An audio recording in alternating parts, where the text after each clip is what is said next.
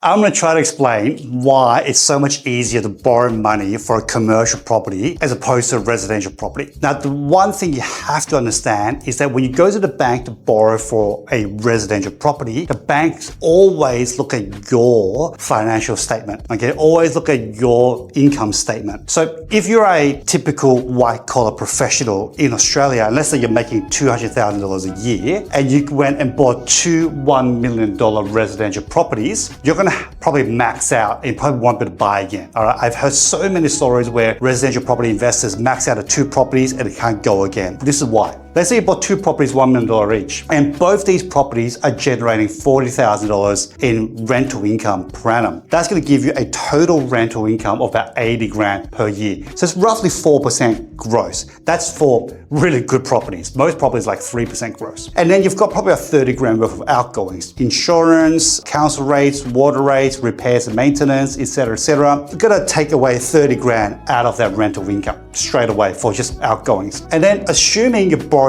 80% on both these properties, you've got a combined loan of about $1.6 million.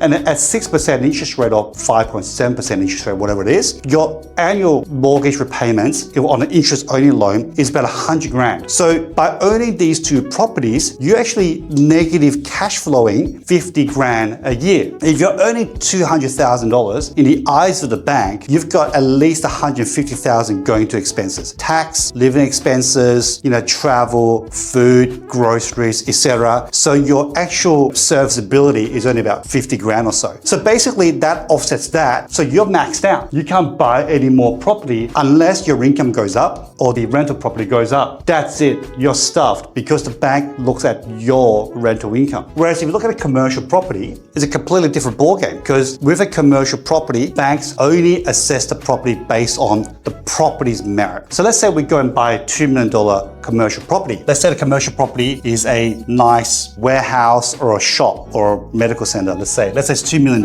okay? But because you bought in a really good area and it's got very good cash flow, it's giving you 6% yield. So based on a 6% yield, you're generating rental income for $120,000 per annum net. That's net of outgoings. Because with commercial properties, typically tenants pay for the outgoings because they're a business user. So they'll pay for land tax, council rates, water rates, insurance, management fees. So $120,000 is net. So let's say with commercial property, you borrow up to 70%. So you've got a loan of $1.4 million and at 6% interest rate, that works out to be your loan repayment per annum works out to be $84,000 per annum. So your cash flow is $36,000 per annum positive. Okay, so that's the big difference between commercial property and residential property. With a commercial property, the banks don't look at your financials unless you want to provide them. And if you can buy a property that's going to generate you 36 grand in positive cash flow, you can pick this up and use this first serviceability to buy your next commercial property. So that's why it's so much easier to borrow money for a commercial property than a residential property. Now, if you're still a little bit confused about how all this works, then definitely subscribe. I've got probably tons of videos on my YouTube channel and on my other social media platforms that goes a little bit more detail of this. So definitely hit the subscribe button